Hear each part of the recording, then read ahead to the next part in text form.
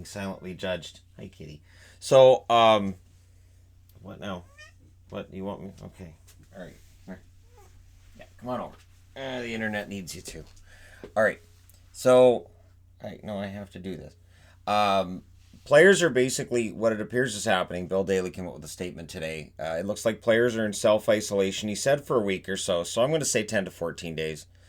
Um, so self isolation, I would think there's no need for testing past 14 days because if you're not exhibiting symptoms and all this. But again, it's self isolating. Now, there are no team skates, obviously, during this time. They won't be having anything to do with each other. It's recommended they stay in their host city. So if you play in Detroit, you stay in Detroit. You play in Vancouver, you stay in Vancouver. But if you have family that lives somewhere else, you want to be with your family, completely understandable. Bill Daly says that's fine, no problem. Won't be any vacations during this time. So that's going on, and of course, we know. But there's still stuff going on.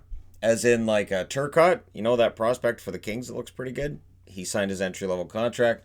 Alex Biega. Now, it says the signing date's February 28th, so I may have missed this. This was on Cap Friendly, or maybe they just reported it after, but 1 year, $875K extension. I find that interesting in that Biega was rumored to be potentially traded at the deadline. I guess Yzerman thought, you know what, we'll just keep him around as a number 7 defenseman. I can't argue with that. Biega's a very good defenseman for that purpose. He's a utility defenseman. He's not a top 4. He's not going to be a top 4, but I like that. Rangers fans, we're discussing this.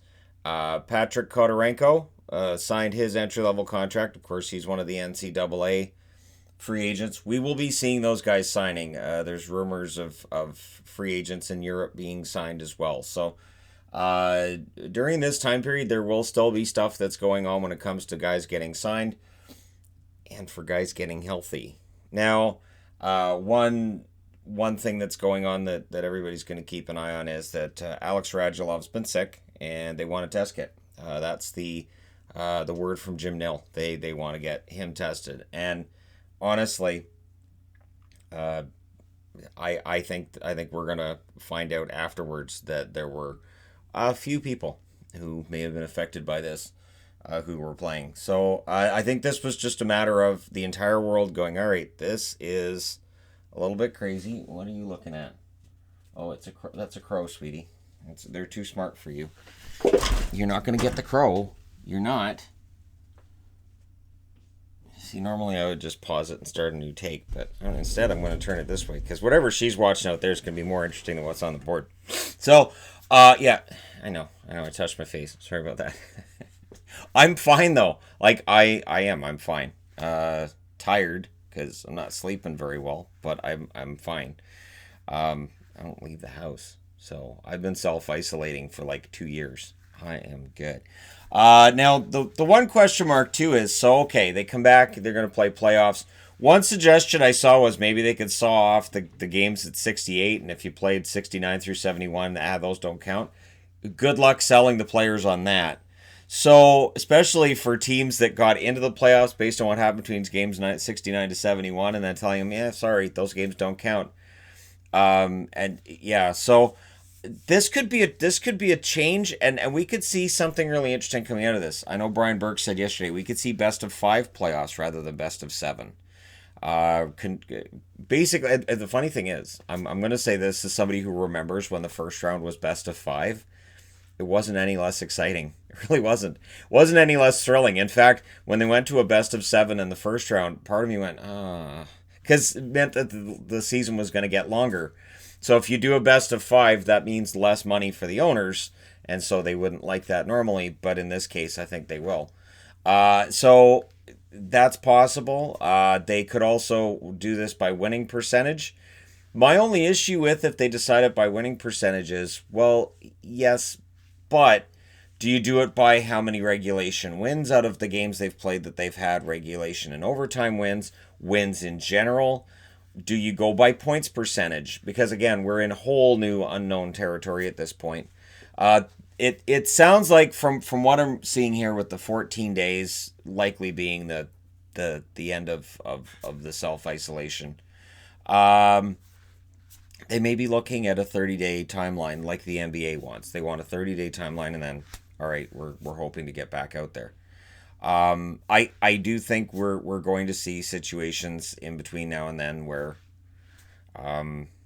players may fall ill. And again, we may see a situation as well where there's a league wide test that goes on day to day.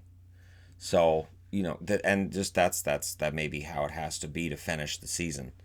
And again, I know there's people who are going to comment, there's no way it's not going to happen, but there are 300 million reasons why the NHL wants to finish this season. They do.